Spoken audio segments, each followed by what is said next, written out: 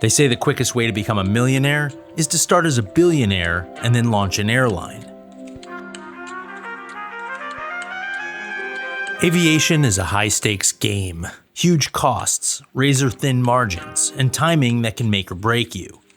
Even the best-funded startups, led by seasoned pros, can be knocked out by a sudden market shift or a run of bad luck. The airline industry is a roller coaster, brutal, cyclical, and endlessly unpredictable. And the turbulence isn't limited to the scrappy newcomers. Legacy carriers, those household name giants, ride the same wild waves. Surviving the dips is all about staying lean enough to weather the lull and nimble enough to cash in when demand roars back. For the airlines, it's not just about filling seats. Airlines face a cocktail of moving parts that can make or break the bottom line. Take fuel. It's the single biggest expense, often close to 30% of the total costs, and its price swings like a pendulum. One bad month at the pump can wipe out a year of careful planning. Next up is something that few passengers ever even think about: depreciation and amortization. Airplanes and engines are insanely valuable assets, and their book value drops every year. Many airlines sidestep some of that pain by leasing jets instead of owning them outright, but lease payments are still a massive fixed cost.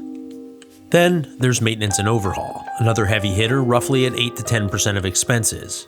Add that to the flight crew salaries and benefits, also 8 to 10%, and you see the delicate dance. Pay enough to attract and keep world-class pilots and crews, but stay lean enough to survive the next downturn. The rest, station operations, ground handling, marketing, training, regulatory compliance, makes up the other half of the bill. They're not optional, and you can't cut your way out of them. At Nomadic, our bread and butter is moving leased aircraft, bringing new jets into the airlines when the leases begin, and pulling others out when leases end. Our fortunes are tied directly to the ebb and flow of global airline economics, but probably not in the way you'd first imagine. When the market is ramping up, business is as you'd expect. Plenty of deliveries and lease returns that keep us busy. And when the airlines are running in flat-out boom times, short on pilots, we step in to ferry their aircraft to and from maintenance so their own crews can stay focused on revenue flights. Here's the twist. When the cycle is ramping down, we can be just as busy, sometimes even busier, flying aircraft into storage or handling involuntary lease terminations, which is the polite term for repossessions. In short, Nomadic thrives on the ramps. Upturn or downturn, instability is our playground. But when the industry hits a long, level stretch of equilibrium, that's when things really slow down for us.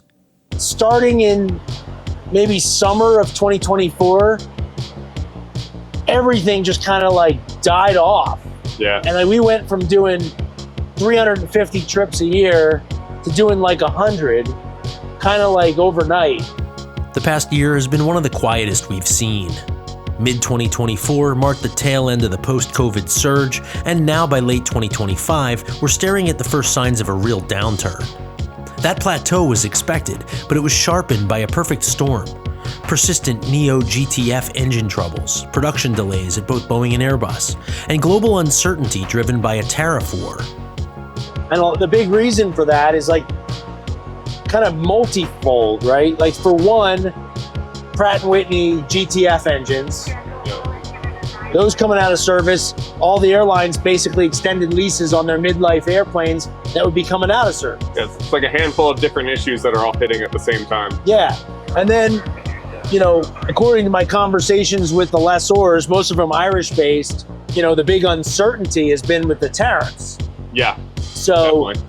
Just because it's been so unstable, like one day it's this, one day it's that, nobody knows. What they're saying is, until very recently, that uncertainty has led to a lot of just, let's just wait and see.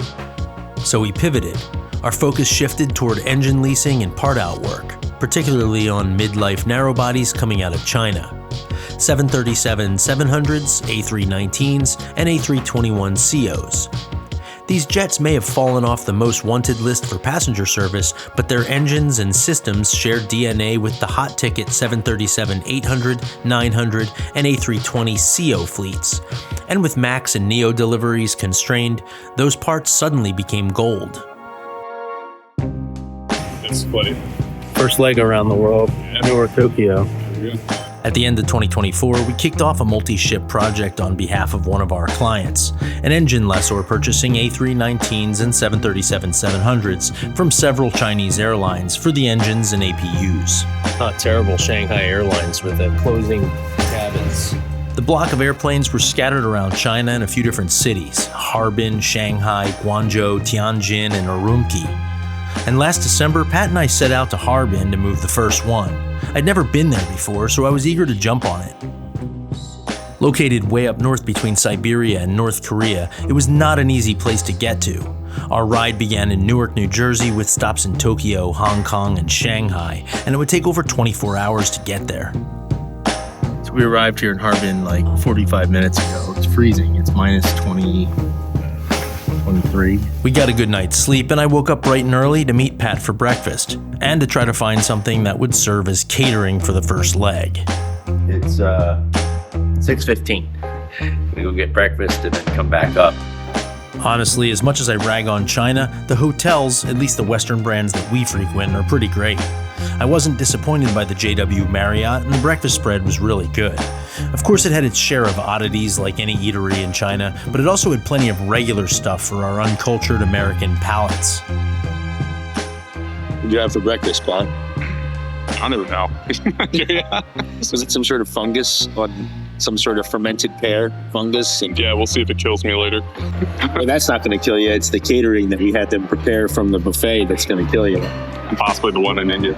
Yeah, well, that one is definitely going to at least clean us out. I don't know about killed, but I ordered a lot of authentic Indian food, and we're landing up in Calcutta, which I've never been to. Got our catering for the first leg. It's 2 sandwiches and 2 croissants. It's not a lot.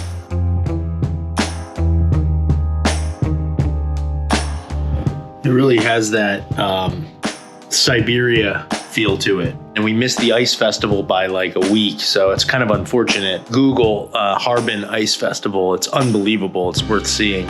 Maybe someday. This is the closest I've ever come. I've done a lot of ops to Siberia prior to the sanctions, and I couldn't believe how much Harbin looks more like Russia than China. Unexpected and pretty wild. All right, you ready? Here we are, Harbin. Those columns, man. It is friggin' cold out here. Absolutely freezing. It does give me these flashbacks to when we used to come to Siberia all the time.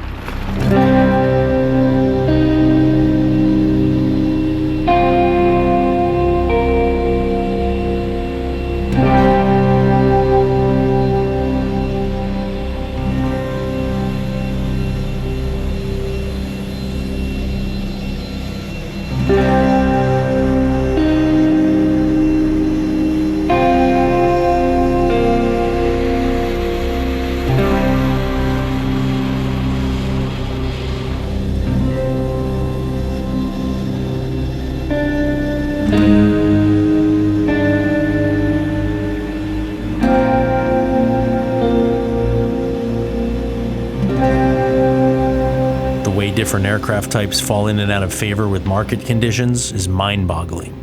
This airplane was a beauty, and here we were taking her on one last adventure across the globe before she stripped for parts and left out in a field in the Welsh countryside. It's sad, but it's the circle of life. I haven't even done any of this yet. A little bit tight. Yeah, I ran through everything. I'm so Did the fire test? Yeah. And APUs already on. That was all that we got in, obviously. Otherwise, it would have been fucking cold. Part out locations and facilities are selected by the aircraft's owner based on a slew of variables: cost, destination for the engines, which can be quite costly to ship, tax advantages, relationships with facilities, consignment options. I don't know everything that goes into it, but these places are all over the world, and our clients just tell us where to drop the planes off, and we do it.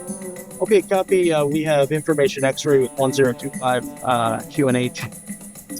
We are cleared to Victor Echo Charlie Charlie via flight plan route, planning runway 23 right, Cup 19 Delta. Departure And we'll squawk 1220, climb and maintain 900 meters. Initial climb to 900 meters. Copy, initial climb 900 meters. Cruising level 11,000 meters. QH1025. Okay, copy, our initial climb 900 meters, cruising is 11,000 meters. This batch of jets were split between the US and the UK. Some went to Coolidge, Arizona and Brunswick, Maine, and some went to St. Athan just outside of Cardiff, Wales, where our destination on this 319 was out of Harbin. Our route of flight, Kolkata, India, Muscat, Oman, where we'd overnight, Cairo, Egypt, and then St. Athan. The westbound route to Europe is permit heavy, and the process went into motion about 7 days before we arrived on site. Much less so for the US-bound jets heading out over the Pacific. We got the door closed up and strapped in for the first leg.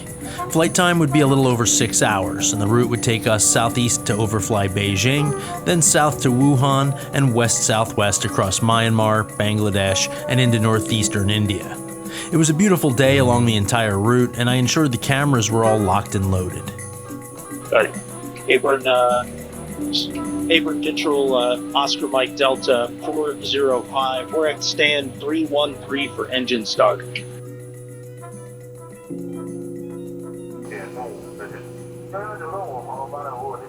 Red Bull. Vitamin flavor drink.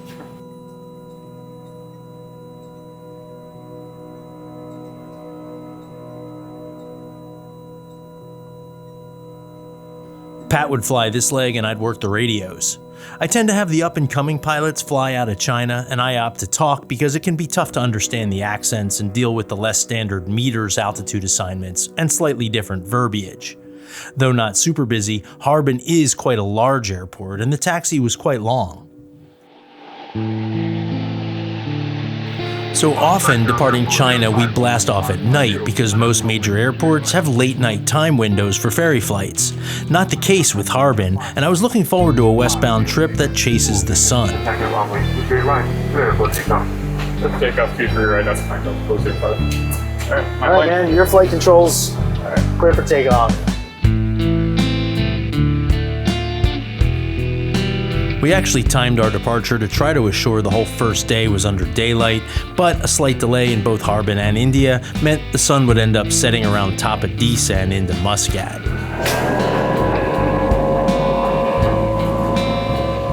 Run set. 80 knots.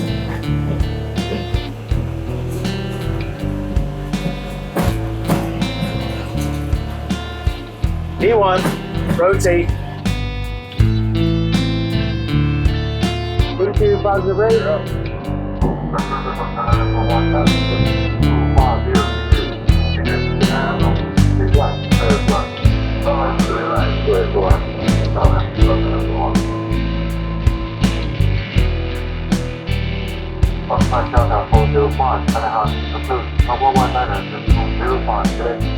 Unknown 905, Oscar Mike Delta 405 today. Harbin departure, Nomadic 405, climbing 700 meters for 900 meters. That's zero.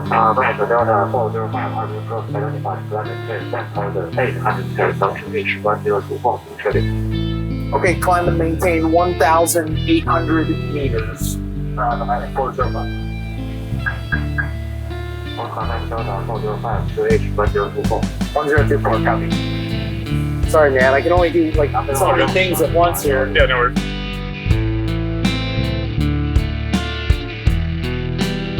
As we pushed southwest toward Beijing, we watched the frozen white snowscape below taper off into the brown barren flats of Inner Mongolia, then morph into the Yentan Mountains before passing over the capital city. We climbed to 11,000 meters, which is 36,000 feet, and then requested a step climb up to 11,600 meters, 38,000 feet, to get a little lower fuel consumption out of the engines. At some point along the way, I came to the realization that I was roasting to death in the long johns and a thermal shirt that I had on underneath my jeans, so I headed into the cabin to remove some layers.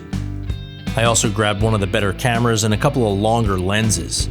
Daytime flights in clear skies seem to be a rarity lately, and I thought it would be a good opportunity to get some of the footage of the scenery. I've been trying to find a good balance when packing camera gear that's light enough to avoid checking bags, but sophisticated enough to get the shots that I want. I carried a ton of gear on this one, all to be foiled on leg one by dirty windows. We're up at 38,000 now. Just overflying Beijing and in the air for about an hour and a half. Yeah. Hour and a half out of Harbin. So we're just hitting Beijing, and I've been trying to find good camera angles.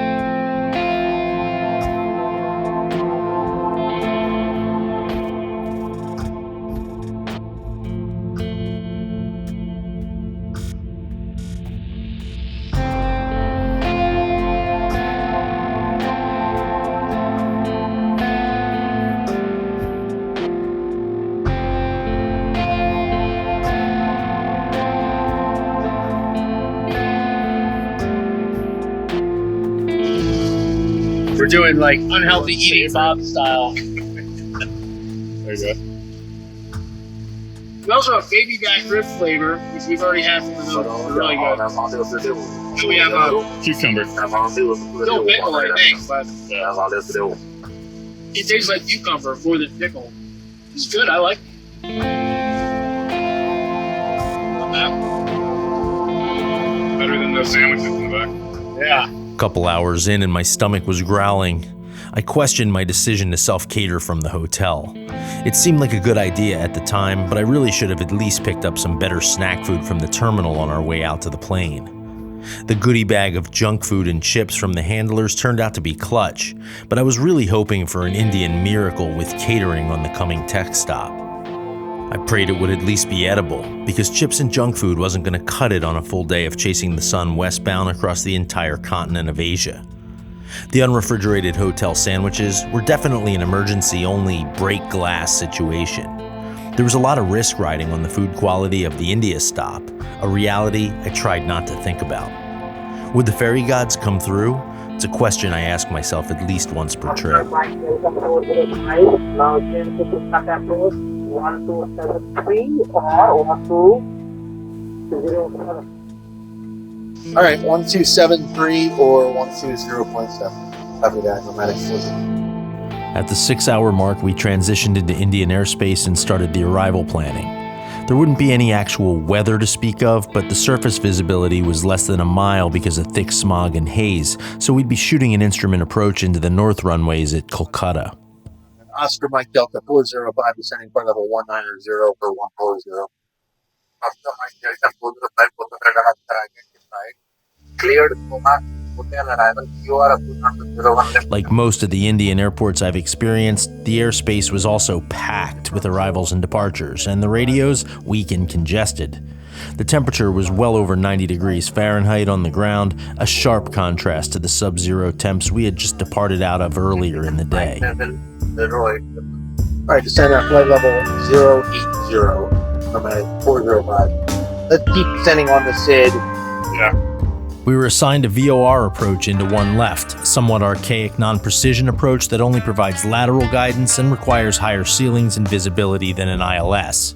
It's traditionally based on a physical VOR station on the ground, but the Airbus uses its internal GPS to simulate its location for better accuracy. With no nav database for India, I jumped into action building the arrival and approach from scratch in the MCDU. I wasn't expecting a non-precision approach, so all the preparations I made during cruise were useless. Turbine Delta 405, descend to flight level 60, reduce speed to 180 knots. Send the 60, speed 180 knots, Oscar Mike Delta 405.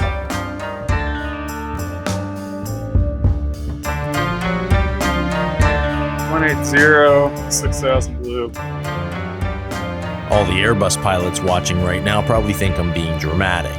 But hear me out. At the airlines, the sophisticated Airbus flight management logic makes arrival and approach planning and setup a mindless breeze. But that technology inversely complicates the process for ferry crews and requires thousands of button presses to configure the nav systems to guide the aircraft down to the asphalt. Woo, look at that, man. 1000. Dense. By Bravo what? Vacate by Bravo. It's like in the middle of the runway. Okay. Oh yeah, that's way the hell down.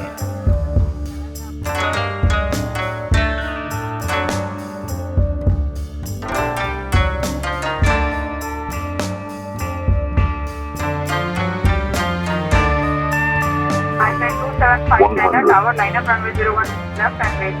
Landing. 01, line up 50, 30, 20, retard, retard. Woo, baby. Smooth. Aircraft just landing. Auto brake off.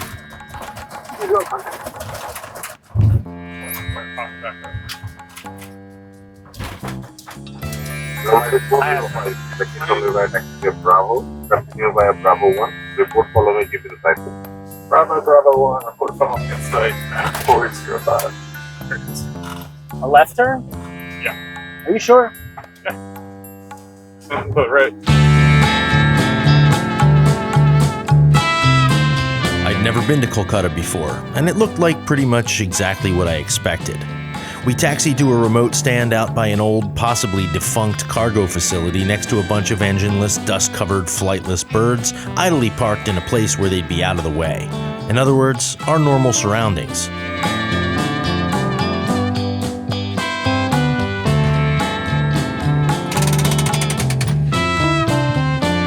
There seemed to be some sort of confusion on the ground when we arrived, because for 10 minutes the ground handlers were just kind of staring at us and not bringing the stairs to the airplane.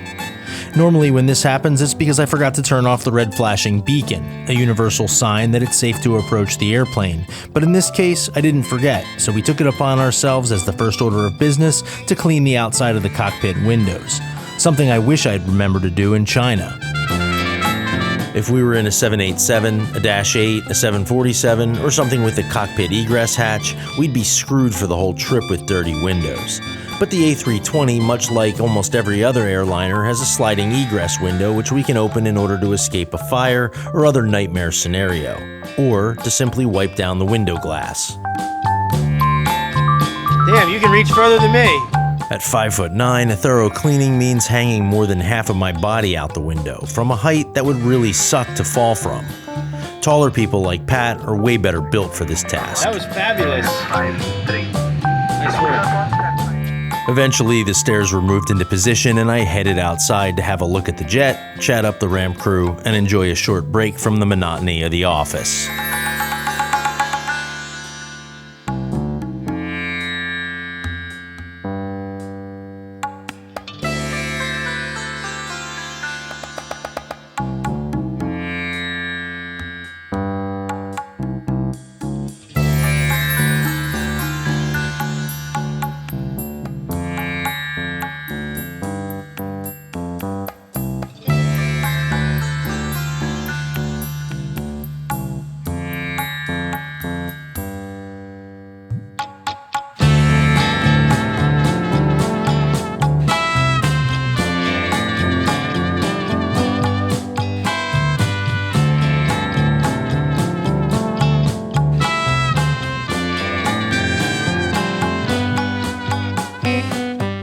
With one leg to go until rest in Muscat, we were both eager to get back in the air, and after loading the catering, I caught a whiff of the food and quickly developed high hopes for our upcoming in-flight meal. The leg between Kolkata and Muscat was a bit shorter than the last 4 hours and 20 minutes, and we'd fly under a perpetual sunset as we traversed the entire country of India and then the Arabian Sea, just reaching Oman after dark.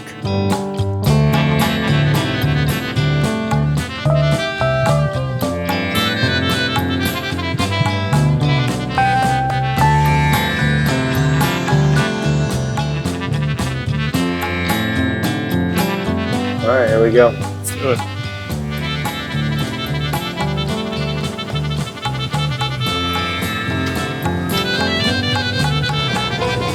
it. 6 left.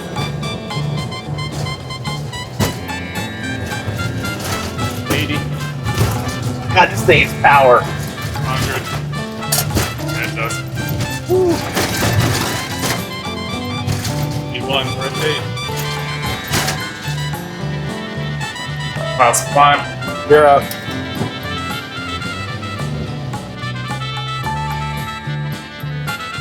Jumps off the ground. Good lord, man. It says 27,000-pound engines.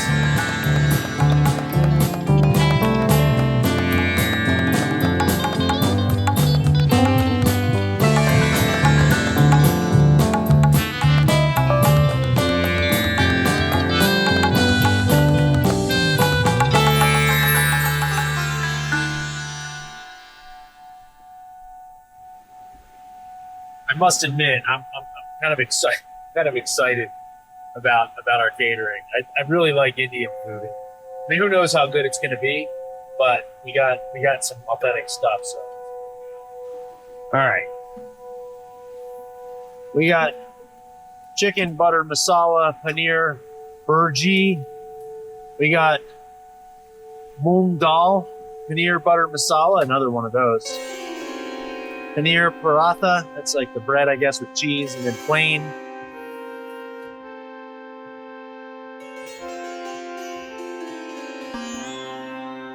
Other than the chips, it had been over 10 hours since our last meal, so even some average catering would have been the highlight of our day. But once the foil tops came off the trays, I knew this wasn't going to be average. This was a best-case scenario. This was exciting. Oh yeah, so that doesn't look too bad. What you got? Want to trade a bread for a bread? One piece of bread would have been enough to get me through, honestly. Instead, we've got, what's that? Near Burji? It looks fucking good. That looks excellent. It smells good. It smells really good. It all smells really good. I'm actually excited about this catering, man. I'm not usually chicken butter masala, and there's steamed rice, but I don't know that I'm even gonna get into that. The only utensils we got from the hotel in China. It's just some chopsticks and a little mini spoon for stirring coffee. I usually carry a titanium spork around with me, but it gets confiscated every couple months, and then I forget to buy another one. I've used 2 pens, an ID card, my bare hands, whatever it takes. See, it's perfect. That spoon is... Yeah. For this meal, silverware was optional. It's good. Not the cleanest option, but fortunately we were in an Airbus, and we had the tray table. We feasted for half an hour. We shared and tried everything. Yeah. It's like spicy, like ricotta cheese. Yeah. I want to try some of the other things too. I've got to remember CCU has the best catering for the future. Consider it noted. We're eating Indian food over Central India. The food. Always the food. Maybe it was Bourdain, an ever-present fixture on my TV through the early years of ferrying planes, who taught me that the fastest way into a place is through what's on the plate. I don't need the monuments or the tour. Just feed me what the locals eat, and for a moment, I'll understand where I am.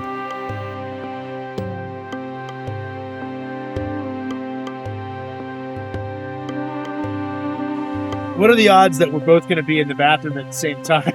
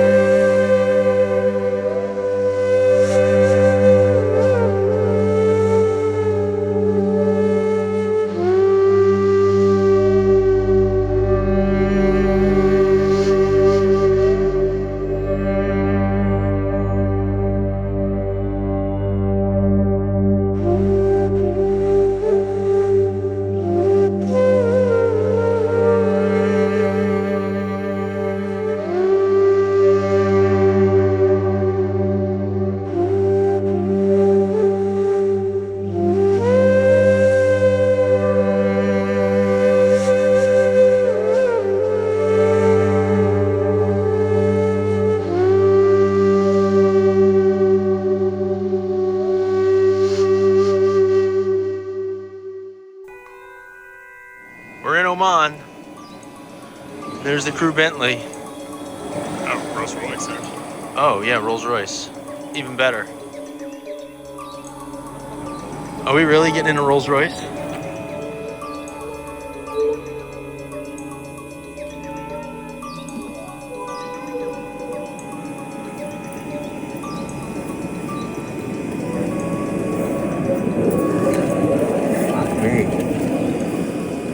The door opens the other direction. Sick. There's stars in the ceiling. Did you notice the stars in the ceiling? It's very romantic. As if we didn't just spend enough time together. I think I need a Rolls Royce. Yeah. Put that on your shopping list. Maybe he was asking what I wanted for Christmas. Muscat, Oman, flanked by blue water to the north and east, rugged mountains to the south, and a barren desert to the west, the city is topographically diverse and breathtakingly beautiful. Her people practice Ibadism, a form of Islam that is tolerant, modest, and moral. Omanis are welcoming and proud, and the country has only been open to tourism for the last 50 years.